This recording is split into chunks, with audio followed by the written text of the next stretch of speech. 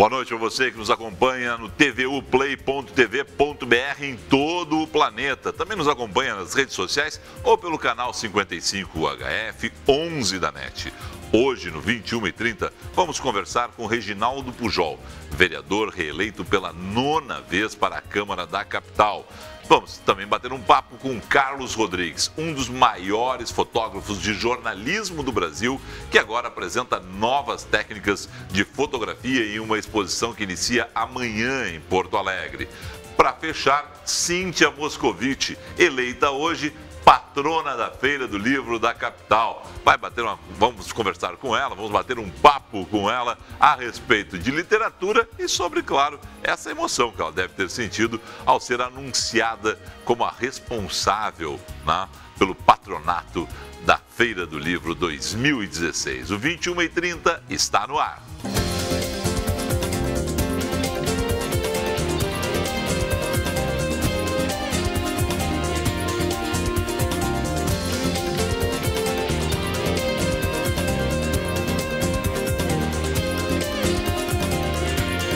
O 21h30 de hoje dá um tempo na apresentação de novos vereadores para conversar com uma figura conhecida de Porto Alegre, Reginaldo Pujol, eleito pela 9ª vez para a Câmara da Capital.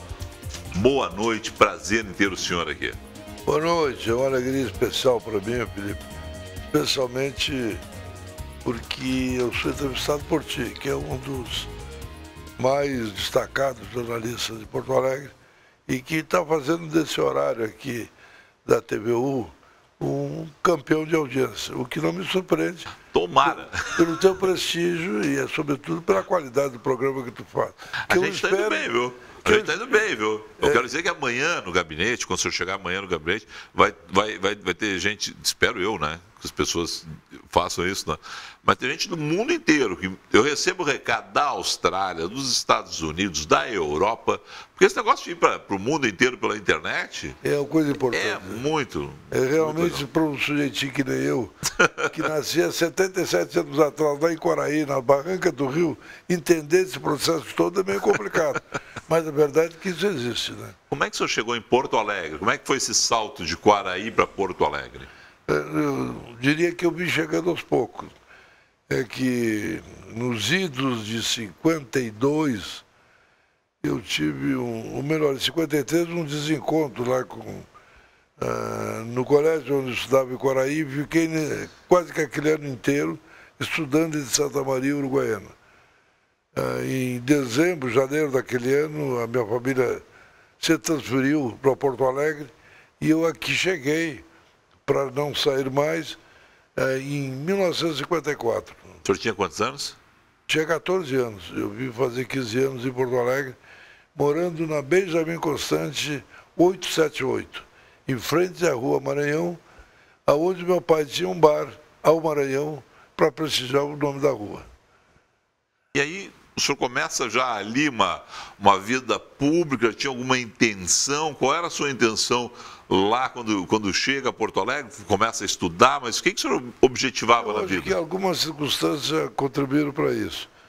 Sendo que a primeira, e acho que fundamental, foi que na busca de um lugar onde eu pudesse estudar, eu acabei sendo matriculado no Ginásio Estadual Noturno Dom João Becker, que funcionava, à época, na Vila dos Industriários, na Vila do EPI, no prédio Grupo Escolar Gonçalves Dias. E lá eu comecei a estudar e fui fazendo relacionamento. Acho que no meu primeiro ano de colégio já me vi envolvido com eleição do Grêmio Estudantil e de lá fui andando, fui várias vezes dirigente do Grêmio, fui 2 vezes presidente, fiz história dentro do João Becker, formei grandes amizades e desemboquei na UMESPA, na União Metropolitana dos Estudantes Secundários de Porto Alegre, e mais tarde, na vida acadêmica, eu fui militante muito forte. Mas eu acredito que... A sua trajetória, portanto, começa com a política estudantil mesmo. Isso.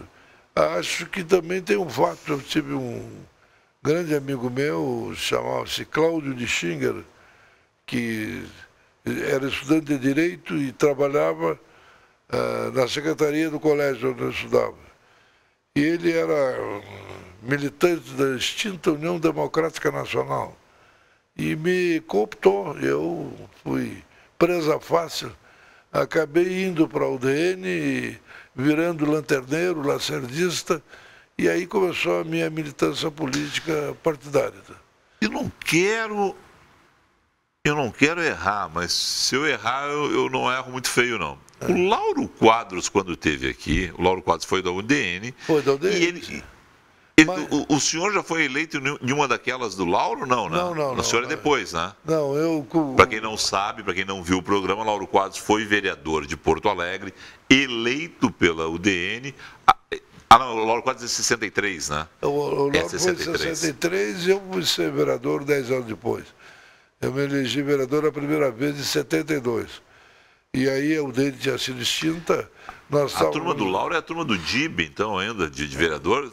João... Eu não sei se o doutor Dib já era vereador na ocasião, mas tenho certeza que em 68, alguma coisa desse termo, o doutor Dib era vereador, porque eu lembro dele candidato e a minha mãe era eleitora dele e quando eu cheguei na Câmara de Vereadores, ele já estava lá. Eu cheguei em janeiro de 73 e ele já era militante mais antigo. Ele, o doutor Aberbe, o doutor Aloysio Filho e outros tantos. O senhor é o 9º mandato, o Dib teve 10 mandatos, né?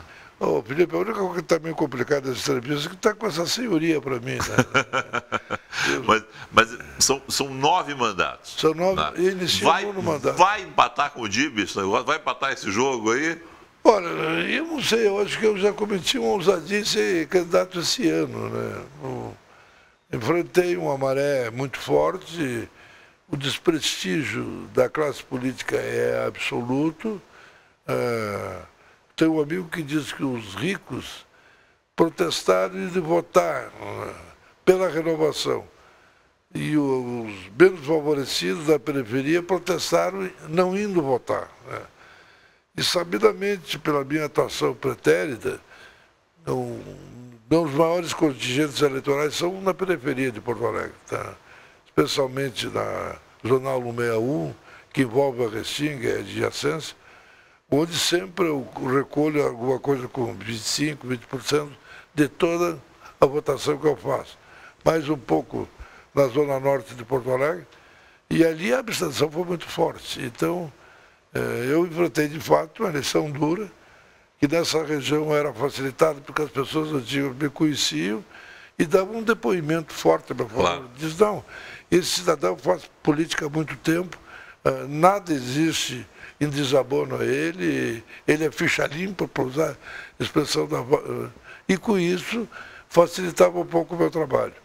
Mas na classe média, nas novíssimas gerações, isso não foi levado em conta. Protestaram, procurando votar no nome, no novo, numa política de renovação que se fez sentir na Câmara. A Câmara hoje tem mais de 40% dos seus integrantes, dos seus futuros integrantes, figura jovem, que é um desejo de renovar. Mas aí o senhor vai ser o experiente da Câmara, né? O senhor vai ter que recepcionar essa gurizada lá, e aí? De fato, tem muitos lá que eu conheci pequeno. Bom, hoje eu já convivo com o Kevin Krieger, por exemplo. O Kevin é filho de um grande amigo meu, e a primeira vez que ele concorreu a um pleito eleitoral, ele trabalhava comigo no meu gabinete. E dali ele foi adiante, é um rapaz brilhante. Hoje não quis concorrer à reeleição como vereador, mas acredito eu que tenha garantido espaço como provável integrante da Assembleia Legislativa do Estado, vai ir longe. Tem muito futuro o Kevin. O senhor vai focar no que esse mandato, esse 9º mandato? Bom, não há como eu querer mudar nessa altura, né? Eu tenho alguns compromissos históricos, né? Eu enfrentei toda essa situação, me afirmando como sendo uma voz liberal dentro da Câmara de Vereadores. Então eu continuo com essa posição. E dentro dessa posição, e honrando inclusive o meu passado, de quem construiu a Restinga, criou o Brick da Redenção, urbanizou vilas populares, eu continuo tendo na habitação popular e na cultura popular bases sólidas da minha atuação política. O senhor era uma das poucas vozes liberais na Câmara. Eu era uma das poucas vozes. Pois é, agora o senhor vai ter o reforço aí, segundo o Ramiro Rosário, PSDB, o Ricardo Gomes, do Partido Progressista, e o Felipe Camozato, do Partido Novo. Entre outros. Entre outros. Vai ser provocada a desinibição de outros tantos que até bem pouco estavam um pouco escondidos. Enrustidos. Que agora vamos ver que eles não vão ser uma minoria muito grande. Entre os eleitos agora está a Mônica. Mônica Leal. A Mônica que nessa última legislatura, por muito tempo esteve atuando na Câmara Municipal, era uma parceira minha, eu dizia que ela era minha aliada forte na ala feminina pela direita. E o Nédel é liberal também. Acho que agora as pessoas vão sentir que o mundo despertou para essa nova situação, que as esquerdas do mundo inteiro geraram um descompasso entre a realidade histórica e a verdade. Como diria o outro, terminou o dinheiro, então o socialismo entrou em crise e nós precisamos, nesse momento dificílimo para o Brasil, encontrar algumas saídas, e eu não vejo como deixar de aproveitar os ensinamentos que o liberalismo ofereceu para o mundo e que deu certo em vários lugares, especialmente na Alemanha, que hoje é o melhor exemplo que se pode oferecer. O senhor reforça uma ideia aqui, até foi uma pergunta que eu fiz para Felipe Camozato, se as pessoas tinham vergonha de ser liberais, né? Tem poucos defensores do livre mercado no Brasil, né? Isso, tá. Eu vivi essa situação. Tá? Muitas pessoas diziam que eu era um caso gozado, porque eu fazia uma política voltada para os menos favorecidos e que me declarava liberal. Eu continuo achando que a melhor forma de promover a inclusão social é através de políticas liberais, tá? Que não tem esse vício do estatismo e que geram para as pessoas uma real progressão, pessoas que realmente conseguem se assegurar dentro dos espaços que a oportunidade oferece, são realmente vitoriosos e não dependentes permanentes das agruras do poder público, do estatismo em geral. Bastou no Brasil que houvesse essa crise na Petrobras e de outros órgãos para que tudo se contaminasse. Por quê? Porque hoje nós temos um momento em que os jovens se formam na faculdade já sonhando com a possibilidade de ter um emprego público. Porque não existia oportunidade de que as pessoas fossem trabalhar numa empresa privada, porque essa praticamente desapareceu no país. Esperamos que agora renove essa situação, que o famoso profissional liberal, aquele que eu fui por muito tempo, advogado, sem vínculo empregatício com ninguém, possa ter o seu escritório, como médico, possa atender o consultório e assim por diante, todos terem possibilidade de progredir, de desenvolver, promover a ativação econômica desse país e, consequentemente, o retorno ao desenvolvimento, porque, mais do que nunca, nós precisamos ativar a economia para sair dessa nova crise que nós estamos vivendo. A partir de 1º de fevereiro, então, nono mandato? Não, a partir de 1º de janeiro. A posse é em 1º de janeiro. Câmara? Ao contrário da Assembleia Legislativa e da Câmara dos Deputados, a Câmara de Vereadores toma posse dia 1º de janeiro. 1º de janeiro. Eles não mudam essa data é muito ruim, rapaz. É horrível. Essa data é horrível. Eu, de 2 em 2 anos, deixo de ter o Réveillon na praia e tenho que ter em Porto Alegre. Com muita satisfação, diga-se de passagem. Né? Mas será um bom Réveillon. Obrigado. Olha, eu quero te agradecer essa oportunidade. Tu é a primeira entrevista pública que eu dou depois dessas eleições, tá? Eu sei que para muitos eu pareço um bicho estranho, né? É um Matusalém da rede social. Não é impressão. Eu quero dizer o seguinte, é que infelizmente TV é muito pouco tempo, mas vamos lá. Só para fechar essa questão. É o senhor, para o ministro Celso, né, no Supremo Tribunal Federal, Celso Mello, eles dizem o decano. O senhor é o decano da Câmara. O senhor é o homem que tem que ser escutado. O senhor conhece aqueles corredores. Não, e verdade é o seguinte, eu tive uma oportunidade em que eu tive que optar entre ser deputado e ser vereador. Eu preferia ser vereador, porque eu tinha optado anteriormente em circunstâncias assemelhadas, e quando de novo você colocou essa opção, eu vi que a vida tinha me transformado num político urbano e que, sem nenhum demérito da Assembleia Legislativa, eu não tinha tantas condições de me realizar e de produzir bem pela sociedade de como eu tenho na Câmara de Vereadores. E aí procuro não só defender a minha postura, como me engajar numa política de desenvolvimento urbano que vença preconceitos. Porto Alegre, como quase todo o Brasil, as pessoas odializam o lucro, acho que parece que imaginam uma sociedade inexistente onde o empresário não busca o lucro. Eu digo, olha, empresário que não busca o lucro não é empresário, é falido, porque o seu negócio se desajusta. Mas é o que a gente acabou de falar aqui, né? As pessoas têm vergonha de livre mercado, defender o livre mercado no Brasil, verdade, o que é um absurdo. Bom, eu há muito que não tinha vergonha de saúde agora, entrada de novos companheiros para aumentar a nossa bancada. Decano da Câmara de Vereadores de Porto Alegre, Reginaldo Pujol, parabéns por mais essa eleição. Obrigado, sucesso, vida longa na política. Tá ótimo, na política e na vida. E na política e na vida. É perfeito. Mas esse não precisava apresentação, né? Mas eu fiz questão de trazer aqui, convidar exatamente por isso, para fazer um contraponto. A gente tem trazido tantos jovens aqui, era interessante conversar com um homem de vida longa na política da capital dos gaúchos. A gente vai para um rápido intervalo comercial. Na sequência, eu converso com o fotógrafo Carlos Rodrigues, que amanhã inicia uma exposição no Centro Cultural Érico Veríssimo, na Rua da Praia.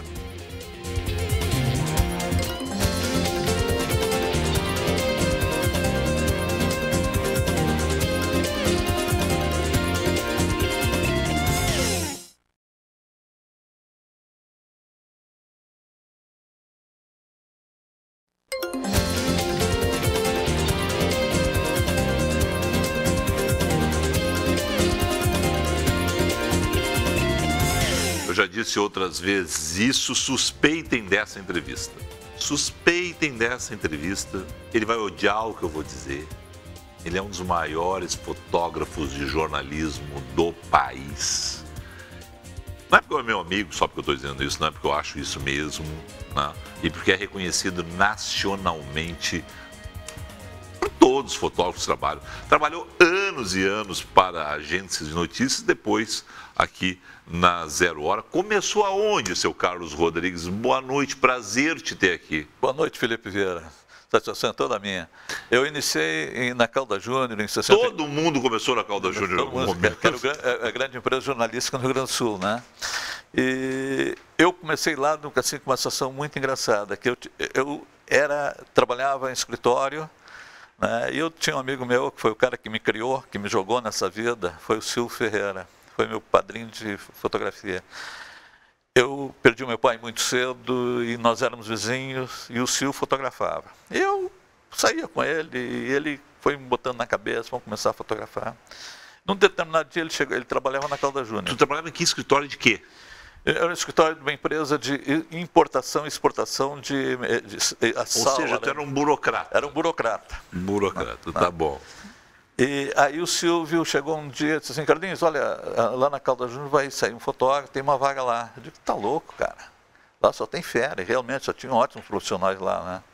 Não, vai lá, bababá. E ele ficou me cutucando, né? Pá. Aí, um determinado dia eu resolvi ir. Aí cheguei lá, fui muito bem recebido pelo professor Santos Fidarte, que ele era professor da Universidade Federal. Aí, tudo bem, conversou, tá, vai começar a trabalhar amanhã. Tudo bem. Como fotógrafo? Como fotógrafo. Aí foi feito um contrato de aqueles de 90 dias, né, normal. E aí mandou, primeiro trabalho que eu fui fazer, fotografar um barranco que havia desmoronado e tinha antes um concurso Rainha das Piscinas. Sim. E aí mandaram fotografar, eu fui lá fotografar lá no Gondoleiros. Aí eu cheguei lá, sabe como é que é, guri novo, meio... Deslumbrado, né? Cheguei a enlouquecer com as gurias, né? Era um medo.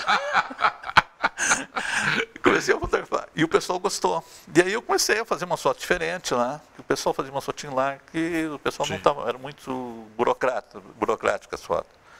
E aí eu comecei, né? E fui indo, começando... Entre buracos de rua, desmoronamentos e Rainha das Piscinas. Rainha das Piscinas, para quem não tem ideia, o Rio Grande do Sul parava para o Rainha das Piscinas até 25 anos atrás. Era uma loucura, né? Exatamente. E a partir daí eu comecei a fazer trabalho. Aí trabalhava acho que 6 meses. Eu fui contratado, inclusive antes daquele tempo que tinha 90 dias, fui contratado, me chamaram um dia lá no departamento pessoal, mandaram assinar um contrato lá. Tudo bem, aí fui contratado definitivo. Acho que quando fazia 6 meses ia ter uma corrida de automóvel em Elpinar, em Montevidéu. Elpinar é uma pista de corrida, é menor que um autódromo e um pouquinho maior que um cartódromo. Então foram os gaúchos correr, eu fui lá, fiz uma boa cobertura. Logo em seguida, o Brasil tinha que jogar com o Paraguai, que era o último jogo para a Copa do Mundo de 1970. Eles mandaram para o Maracanã, fui lá, fiz o jogo, também fui bem. E aí comecei, naquele ano já ganhei um prêmio de fotografia. Nunca mais parou? Aí nunca mais parei. Tá, mas só pra... O Silvio te ensinou a fotografar? Te ensinou tudo? Ele me ensinou tudo. Nós saímos, ele tinha câmera, eu não tinha. Porque nessa época, 69, vocês iam para o laboratório, ampliavam a foto, né, faziam todo o trabalho. Revelava filmes.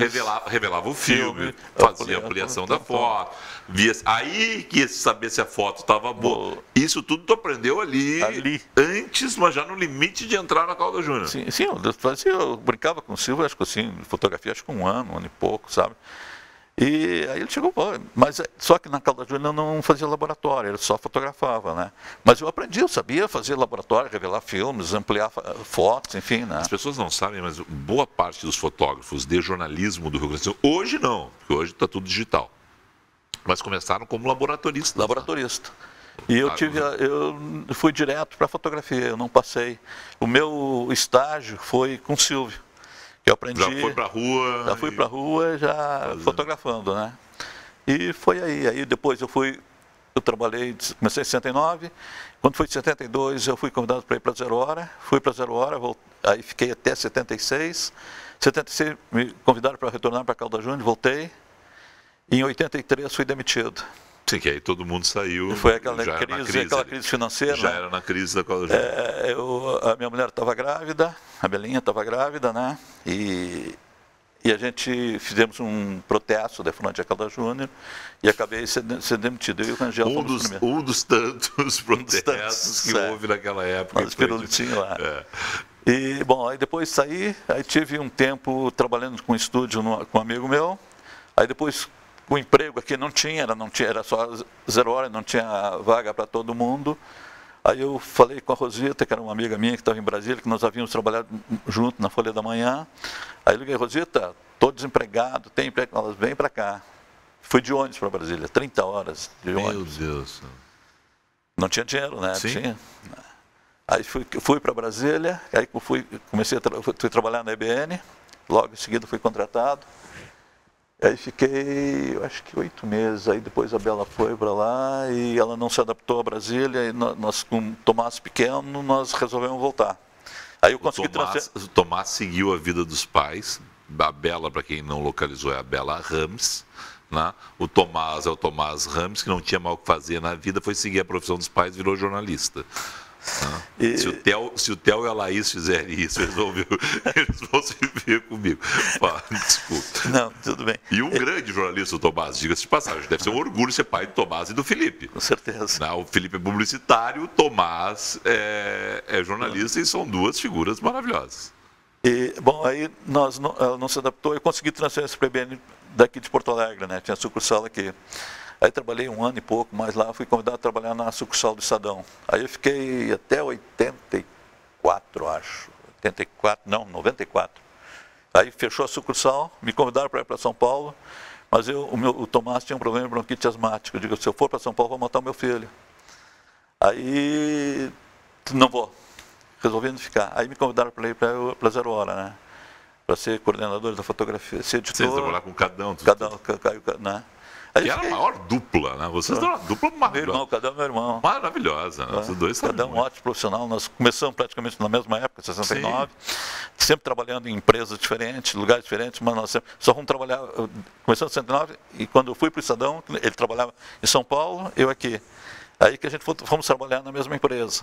Depois disso, depois ele trabalhando na Zero, ele me convidou para trabalhar com ele, né? Grande figura. Carlinhos, tudo isso, vamos começar a rodar aí fotos do Carlinhos de fotojornalismo para depois a gente chegar nas fotos da exposição. Amanhã você abre uma exposição de fotos tuas. E aí não tem nada a ver com fotojornalismo. Não. Como é que tu fez essa transição? Tu parou de trabalhar na Zero Hora, foi buscar outras alternativas? O que foi isso? Felipe, é o seguinte, eu cheguei, trabalhei em Zero Hora, e aí eu vi que no jornalismo, a gente chega a uma determinada idade, a gente é velho. Né? Eu fazia alguns freelances, né, depois que eu saí de lá, e eu comecei a perder justamente pela idade, né, e outra coisa também pela crise financeira. As pessoas estavam usando, pessoas das próprias empresas que eu prestava serviço, estavam prestando serviço fotográfico. Aí eu já fazia essas fotografias, esse trabalho, anteriormente, porque se eu saía cansado, era uma maneira de eu relaxar, era um relax para mim. E aí eu comecei a fazer esse trabalho, e aí um amigo meu chegou e disse, pô, Carlinhos, isso aí é um trabalho que interessa para arquitetos, isso é uma coisa diferente que tu está fazendo. Por que não vai em frente? Aí comecei, mas o trabalho começou pela gaveta, né? Aí eu comecei a fazer esse trabalho, né? Aí um dia, conversando, descobri o Edson, que é do Clube Arte para Todos. E nós começamos a conversar, houve, acho que assim, um entendimento muito legal, é uma pessoa maravilhosa, né? Que apoia muito os artistas, enfim. Eu não sou artista, eu sou arteiro. Uhum. E ele sempre me apoiou. Aí nós temos eu participei de algumas exposições em parceria com ele, né? E agora estou fazendo assim, quero tocar mais esse trabalho. Eu acho que está sendo bem reconhecido assim, pelas pessoas. Que técnica é essa? Felipe, é o seguinte, eu fotografo esse copo aqui e eu depois vou para o computador, que eu tenho diversos programas lá, aí eu começo a trabalhar essas fotos, começo a modificar. Porque eu sempre acho que a gente pode criar uma coisa nova em cima de algo que já existe. Então eu começo a modificar, até chegar a algo assim, pô, isso aí é bonito, essa coisa assim.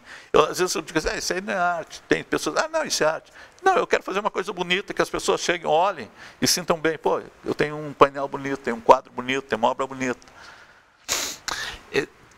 Fora dos arquitetos brasileiros, né? Decoradores. Já tem gente no exterior olhando isso. É que eu ganhei um prêmio em Portugal uns 5 anos atrás sobre poluição, matéria sobre poluição. Eu já ganhei no Rio. Aí essa foto eu escrevi num concurso em Portugal e tirou o 3º lugar. E uma curadora que tem uma galeria lá viu e um dia ela me convidou para participar. Eu ia fazer uma exposição em Toulouse, em Paris, lá na França. E me convidou para participar. Aí ela convidou, e cada artista pode entrar com dois trabalhos, né? Tá, resolvi, mandei, né? Tudo bem, foi. Depois, na sequência, foi em Berlim, Roma e agora em Porto. Em Porto, inclusive, eu tive uma surpresa. Acabei ganhando uma medalha de prata lá. Fiquei assim, super... Bom, um dia chego, olha o e-mail lá, pô, tem um e-mail dela, me diz, ó, Carlinhos, eu ganhasse uma medalha de prata, parabéns. Pô, tem software, tem fera aí, pô, os caras enxergam aí, pô, fiquei super feliz, né? Não podia ser diferente. Para quem quiser conhecer essa obra toda do Carlinhos, essa última parte que a gente está mostrando, né? A partir de amanhã, no Centro Cultural Érico Veríssimo, na Rua da Praia, 1223. A exposição abre às 19 horas. 19 horas. Quantos dias ficam depois? Até o dia 27. Até o dia 27. O horário de exposição é das 10 da manhã até as 18 horas, diariamente. E sábado é o horário menor, é das 10 às 1 hora, 13 horas. Você imaginava que ia fazer essa transição tão legal assim? Não. Você era um fotojornalista, era aquele negócio do dia a dia, né? O olhar fechado no fato. Apesar de eu estar fazendo esse trabalho, eu sempre olho, eu sempre procuro fazer as fotos que eu faço com a finalidade de fazer esse trabalho. O primeiro olhar que eu tenho é um olhar jornalístico. E depois eu procuro transformar ele. Muito legal. Recriar. Carlinhos, então, 7 da noite amanhã, Centro Cultural Érico Veríssimo, Rua da Praia, 1223, 1223, todos os dias, das 10 da manhã às 6 horas da tarde, sábados, na horário reduzido, a exposição né, que mostra esse teu trabalho novo aí. Querido, bom te encontrar aqui. Parabéns, sucesso sempre. Obrigado, Felipe. Eu que agradeço aí pela oportunidade. Muito obrigado. E parabéns para ti. Depois do intervalo, eu venho conversando com a Cíntia Moscovitch, escolhida hoje patrona da Feira do Livro. A gente já volta.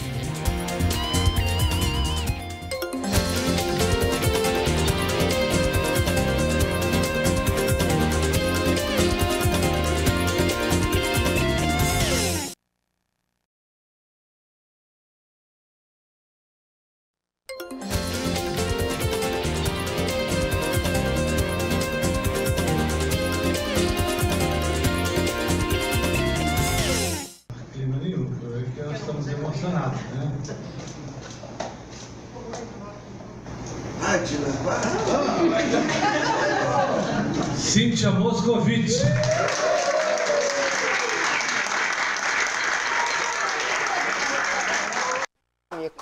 E ela tá aqui, rapaz, ela tá aqui. Mas vim correndo pro Felipe, imagina. Espetáculo. Cíntia, prazer te ter aqui, parabéns. Muito obrigada, Felipe. Não, Obrigada, acho que Porto querido. Alegre Prazer te é meu. homenageia a tua literatura de uma maneira muito especial, que é sendo patronar. Patrona, é. Depois da briga que todo mundo teve com a Dilma, vou ter que te meu Deus do aguentar, céu. porque era presidenta e agora é patronar. Mas é que assim, é que patrono não é comum de dois gêneros. Presidente é comum de dois gêneros. Ai, Cláudio Moreno. Santo Cláudio Moreno. Não, mas é que tem um Sim, feminino. eu sei. E tem Mas uma outra variante que é patronesse, que daí seria esposa do... Que é pior, né? pelo Patronesse amor de não ia Deus. combinar Aí contigo. eu não ia aceitar. Não. Passei patronesse, Se o Luiz não. Paulo Dia for patrono... Eu seria a patronessa. Mas Luiz Paulo, para quem não sabe, os nossos espectadores, Luiz Paulo é o marido, Faccioli. é o marido Hein? da pessoa. Hein? Não. Mas tu de patronesse, o negócio meio... Eu fico lá de primeira dama. O Luiz Paulo, na verdade, ele virou o primeiro damo hoje de manhã. Todo mundo é o primeiro damo. Né? Guria, como é que foi isso? Como é que foi? Não, foi O que isso. mudou? O que mudou na tua vida? Sei lá, na minha vida, bom, mudou que o telefone não para, mas Não mudou para. que a bateria tá durando só 2 horas, né? Tá. A bateria do celular. Desde hoje de manhã tá uma loucura. Uma maluquice. E é uma super alegria, assim, mudou porque... Eu vou te dizer o que mudou. É assim, ó, tu passa a vida inteira fazendo esse tipo de coisa, escrevendo naquela solidão meio macabra, assim, e tu nunca sabe se tá certo ou não tá certo, sabe? Tá bom, tu ganha um prêmio lá, um prêmio aqui, não sei o quê.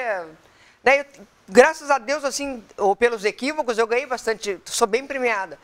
Mas nunca é como na casa da gente, sabe? Então, muda para mim essa perspectiva de que, pô, os meus também estão me valorizando, os meus também estão me dando prestígio.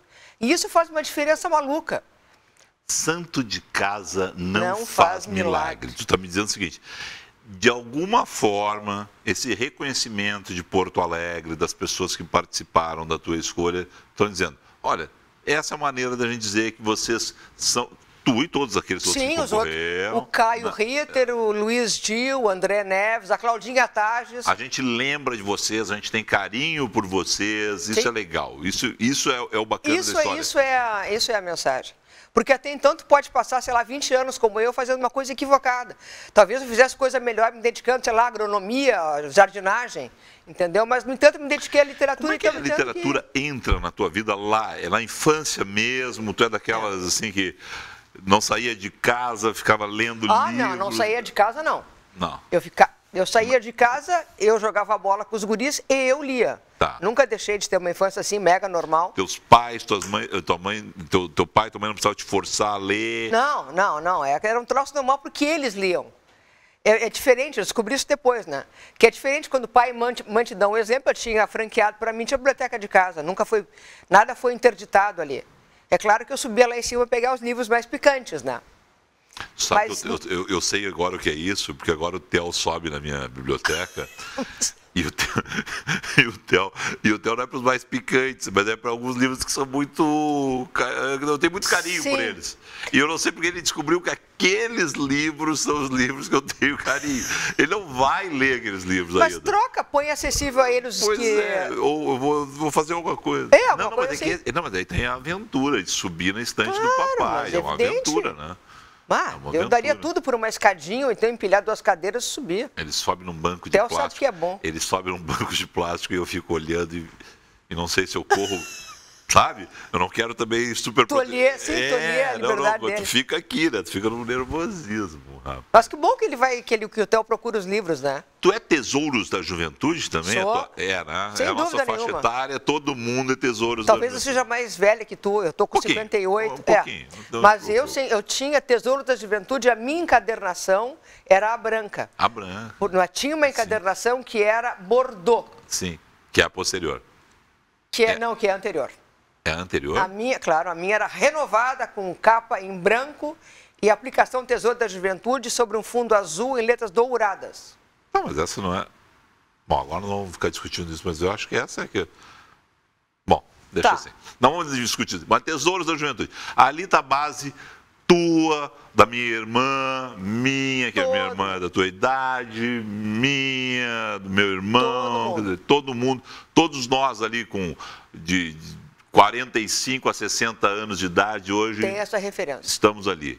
Né? Exatamente. E isso foi muito importante para todos nós. O que é o teu predileto dali? Onde é que qual é a fonte que tu bebeu dali? Eu adorava a parte de botânica, que tinha os desenhozinhos das plantas e como é que eram os veios, o formato da...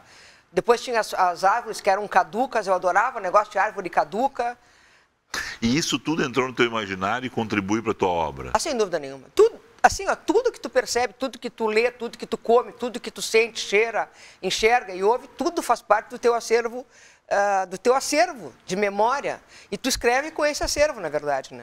Como é que é o teu dia a dia? Tu é mestre em teoria literária, jornalista, escritora. Como é que funciona o teu dia? Tu para e diz, não, agora eu tenho que escrever. Como é que é isso? Houve tempo, eu saí da redação, não queria mais redação, porque eu decidi ir para casa escrever. Né? Isso faz uns 10 anos. E eu tinha esse sistema realmente de escrever assim 6, 7 horas por dia, né? E no demais fazer outras coisas. Por uma série de injunções, né? Saturno com Plutão, sei lá o quê, meu dia a dia ficou meio bagunçado. Mas eu sempre procuro escrever um mínimo diário, assim. Para mim, o mínimo diário seriam 5 horas que eu não estou conseguindo mais manter. Tá, mas aí tu senta lá, abre o computador, Luiz Paulo fora, todo mundo fora. O Luiz Paulo eu exportei ele para o segundo andar da casa, ele tem o bunker dele lá, eu tenho o meu. Tá. Mas ninguém entra naquelas 5 horas, bota música, não bota. Como é que, pois é, toca o telefone. Como é que se concentra um escritor? É que assim, pois é. É complicado, né? As pessoas que lidam comigo, que trabalham, já sabem que não devem me importunar naquele período ali. Que horas eu não devo te importunar? Porque agora tu é patrona da Feira do Livro. Atenção, quem está olhando esse programa, não ligue para a patrona que horas. Não, agora eu tenho que abrir a sessão, não tem. Que horas? Não, mas teoricamente, assim, das 2 às 5, mas como eu tenho um problema do lado de casa, eu fujo, entendeu? E eu estou escrevendo de madrugada. E agora, no período da feira, é excepcional. Mas aí eu tento manter, se eu não estou escrevendo, pelo menos, certamente eu estou lendo. Eu não me lembro qual foi o patrono, eu acho que foi o Luiz Antônio Assis Brasil, tá? Que uma vez, numa entrevista, me disse, fundamental em ser patrono da feira é manter aquele quarto aqui no hotel, para quando... É que ele gostava de cestear, ele gosta de cestear. Pois é, exato, para dar uma descansadinha, porque esse negócio é pesado. Como é que tu enxerga, patrona? Tu vai passear, sabe, porque tem patronos que são muito ricos no contato mesmo do dia a dia, estão lá 1 da tarde, estão lá 10 da noite, uma energia maluca. O que tu está pensando? Eu estou pensando o seguinte, antes de sair de casa, o Assis me escreveu, né, ele assim... Tia Ciacotinha, ele me chama de Ciacotinha, né? Porque com a idade a gente começa a achar que a gente vira Ciacotinha. Tu vai te preparando a tua musculação porque tu vai caminhar. E eu não tenho nenhum problema.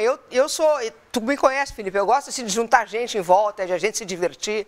E eu tô afim de participar mesmo, sabe? Se é pra brincar... Ficar lá... Não, eu quero estar com as pessoas.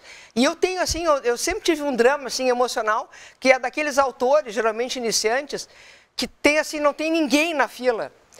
De repente, sei lá, tá o Fabrício Carpinejar autografando, tem 30 minutos. A pessoa que pega a fila do lado do Luiz Fernando Veríssimo, do Carpinejar... Da Marta Medeiros. Aquele horror. E eu, sabe... E a pessoa tá ali... Sabe, e eu sempre tive pena, e eu sempre fico do lado do coitadinho, não. Não é coitadinho que não tem que ter pena. Não tem nada a ver, não tem nada, claro. Tem eu que fazer sempre fico literatura dando dele. assistência pro colega que está ali, né? Então eu vou Vai dar ser uma assistência. patrona solidária. É isso, eu vou, e se eu não puder estar em todos eles, o pessoal da Câmara já se comprometeu a me ajudar. Vamos fazer presente para as pessoas, vamos ter que prestigiar as pessoas que Como é que prestigiam. foi a tua primeira sessão de autógrafo na feira? Tu lembra disso? O Estado de Nervos. Me lembro, claro que eu me lembro, imagina. Foi o primeiro livro, ele foi patrocinado pela Prefeitura de Porto Alegre, pelo FUNPROARTE. E eu estava nervosíssima. Eu tinha lançado ele no Birra e Pasta, o finado. Sim. Pô, maravilhosa. Maravilhosa, Eleonora Rizzo. É da Eleonora Rizzo, coisa mais querida. E daí eu consegui uma brecha para autografar na feira. E eu me lembro daquele estado nervoso, eu comprei roupa, eu fiz cabelo e não sei o quê. E foi assim, foi uma alegria. E eu só me lembrava do Assis, né, que ele me contava que no primeiro autógrafo dele, que foi O Homem Amoroso, tinha um senhor do lado que estava autografando um livro sobre papagaios e outros pássaros exóticos da fauna. E ele não se sentiu muito bem naquele primeiro... Sim. Era um negócio de ornitologia do lado. Mas acontece sempre isso, tu tem um botânico. Quem autografou do teu lado? Não me lembro. Não se lembra? Não me lembro. Não olhou pro lado. Não olhei Estava tão nervosa que não olhou pro lado.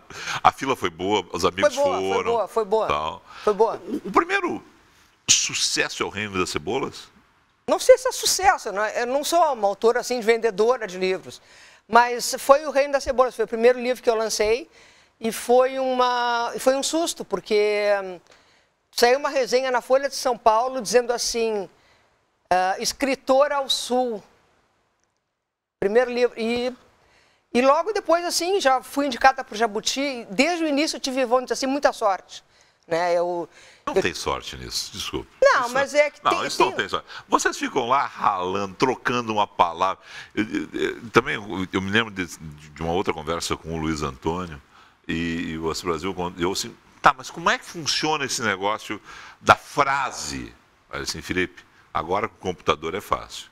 Eu destaco, ponho lá em cima e vou escrevendo outras coisas. Daqui a pouquinho eu pego, volto lá e digo, era essa palavra que estava faltando, troquei a palavra. Exatamente. Porque vocês... É um ourives esse negócio. Não, é uma ourivesaria, eu concordo contigo, mas tem assim, tem uma questão de visibilidade, tem a questão de tu, sei lá, cair na mão de um resenhista em São Paulo que vai te proporcionar visibilidade para as editoras e para as tradutoras, para o resto do mundo.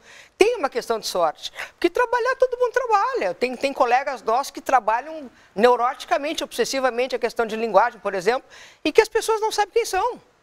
Né? Então é um drama, assim. E me ocorreu agora, por exemplo, a Monique Revillon, é uma autora nossa com 2 livros publicados. Uma beleza, uma maravilha, uma elegância, uma sofisticação de escrita. E, no entanto, ela é pouquíssimo conhecida. E isso é uma questão de sorte. De tu cair na mão de alguém que possa te... Que divulgue o teu trabalho. Exato. Né? Que naquele dia o editor da Folha de São Paulo, eu estou falando de fora do Rio Grande do Sul, porque aqui, claro, os autores gaúchos ainda têm um espaço maior, têm um reconhecimento maior nos locais. Né? Mas naquele dia lá, a Folha de São Paulo, na Ilustrada, precisa... tem um tamanho maior. Bom, então... Fulano, aquela resenha. Vê se não tem autor novo. Autor novo, né? Tem um espaço maior. E tu vai me perguntar a seguir, mas qual é a importância de ser, sei lá, resenhado ou lida fora do Rio Grande do Sul? Pode perguntar. Feita a pergunta. Sinta-se perguntado. Isso é uma discussão que a gente tem com o Assis também há muito tempo. E o Assis achava que era um provincianismo bárbaro o fato de a gente querer, eu falo oficineiros, né, dele, Sim. de a gente querer ultrapassar as fronteiras do Rio Grande do Sul e ser lido, sei lá, em Manaus, em Lisboa. E ele achava que era provincianismo. Ele sempre dizia assim, ele ser lido lá fora, né? Até ele começar. Pois é. Eu me lembro que um dia numa discussão dessa, ele me veio com 2 volumes de Dom Quixote. Tu quer ser lida fora das fronteiras, depois de Mampituba? Lê isso aqui. Eu digo, pra quê, rapaz? Não, tu vai ficar lutando contra a mulher em quantos anos? Mas a questão é a seguinte, o escritor escreve para ser amado. Tu só é amado se tu é lido. Claro. Então, quanto mais leitores tu conseguir seduzir, angariar, melhor para a tua literatura. Quem é que tu leu lá na infância que tu segue lendo? Quem é que tu está lendo de novo hoje? Eu estou lendo de novo hoje Júlio Verne, que eu sou alucinada pelo Nautilus, 20 Mil Léguas Submarinas. Sim. Mas eu sou leitora de primeira hora do Monteiro Lobato, Sempre, a obra inteira do Monteiro Lobato, eu acho que nisso a tua família também deve ter se parecido, assim, que tinha o Tesouro da Juventude, Machado de Assis e o Monteiro Lobato. Que o Machado, infelizmente, colocaram na minha cabeça da minha vida muito cedo, o Machado. Eu não estava preparado para entender o Machado. Meu pai não Machado, entendia. O Machado a gente tem que reler depois. Não, Machado. claro. Não. Tu lê Machado com 20 anos de idade, depois lê aos 40, é outro livro, outra coisa. Dos novos autores, quem é que tu está lendo? Dos novos autores, bom, eu tô lendo agora... Não, eu tenho que falar uma coisa, já que falamos do Assis, eu tenho que falar para ti, cara, que eu li um livro agora, eu resenhei o livro. O Inverno e Depois, do Assis Brasil. Assis Brasil. Cacilda Becker.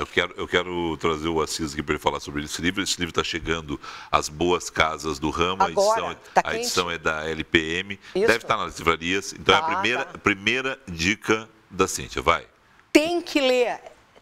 É urgente que as pessoas leiam.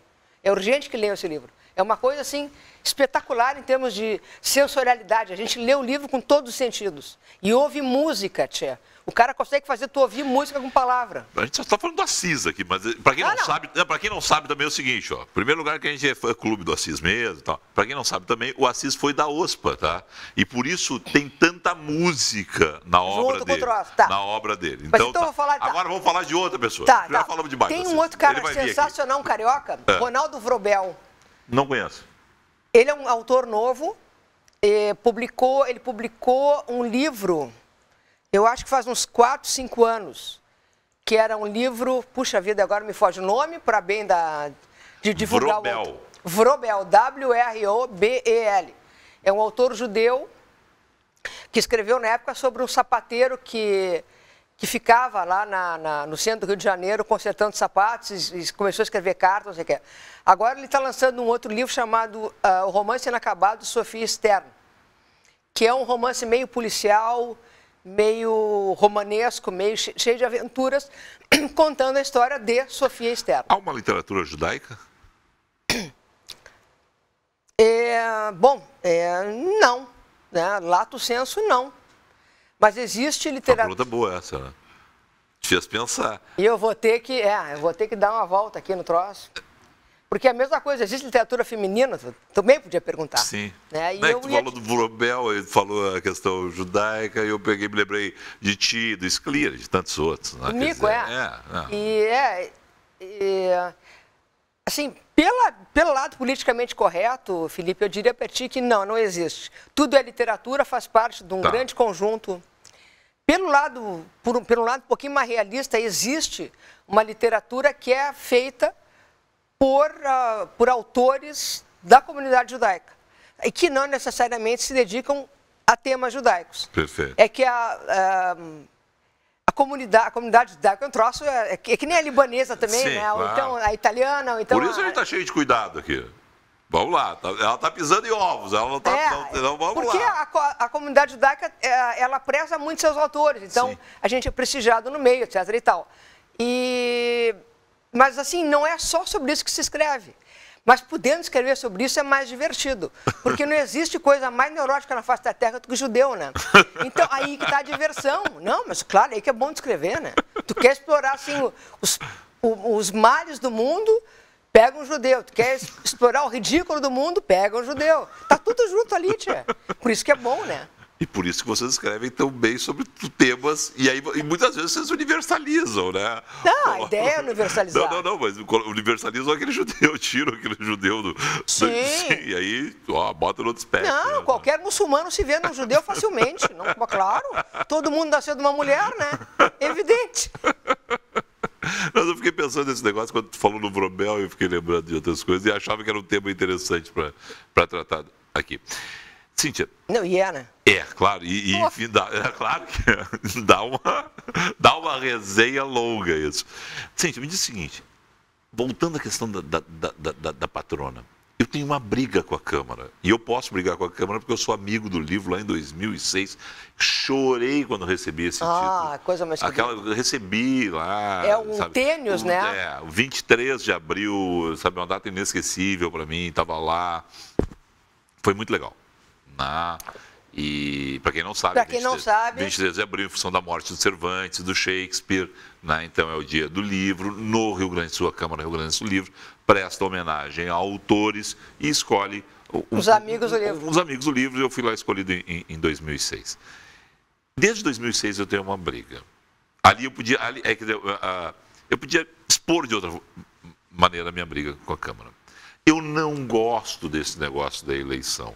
Eu acho, e você foi candidata outras vezes. Fui. Expõe vocês, por menor que seja, assim, ou por maior que seja o nosso cuidado, mas sempre assim, a manchete é: Cíntia Moscovici vence.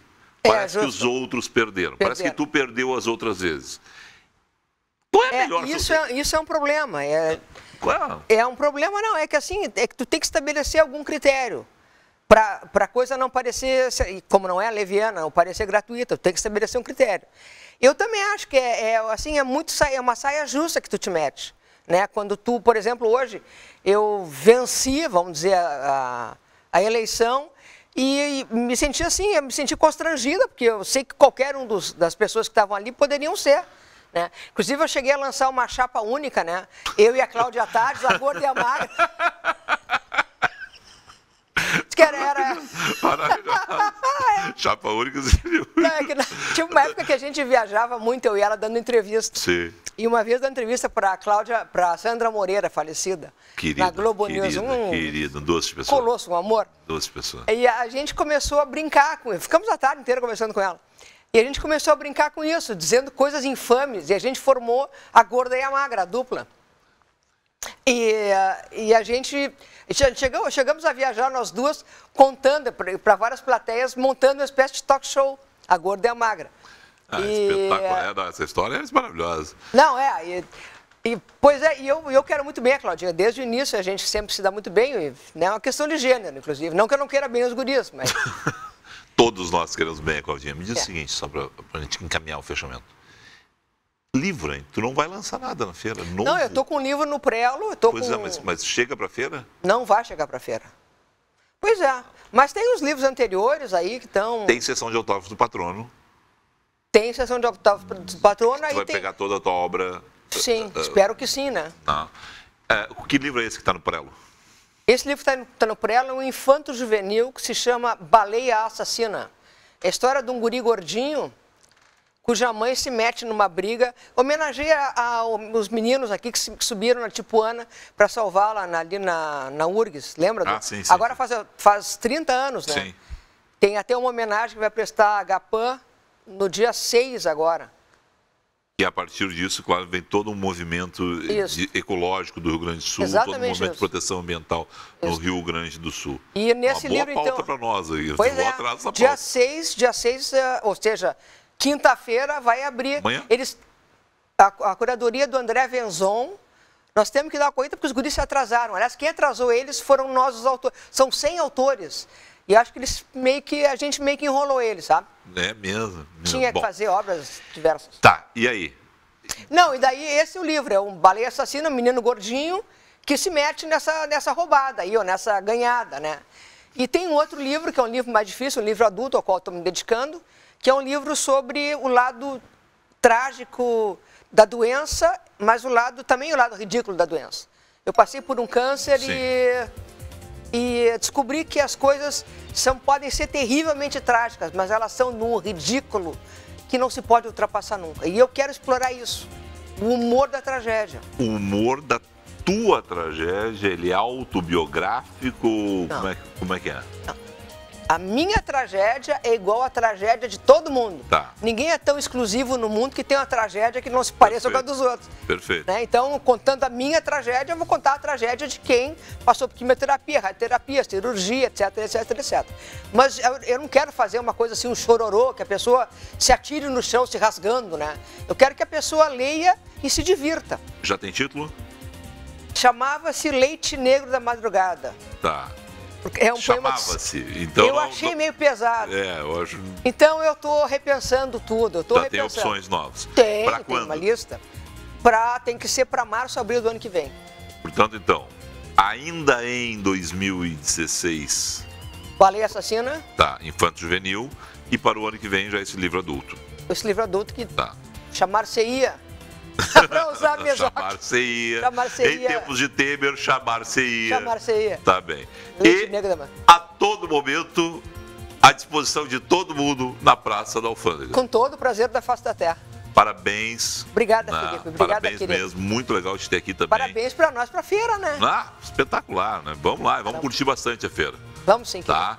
Beijo pra ti. Beijo, a meu gente amor. fica por aqui com a Cíntia Moscovitch e também prometendo voltar amanhã. Né? Muito obrigado pela sua sintonia em mais esse 21h30.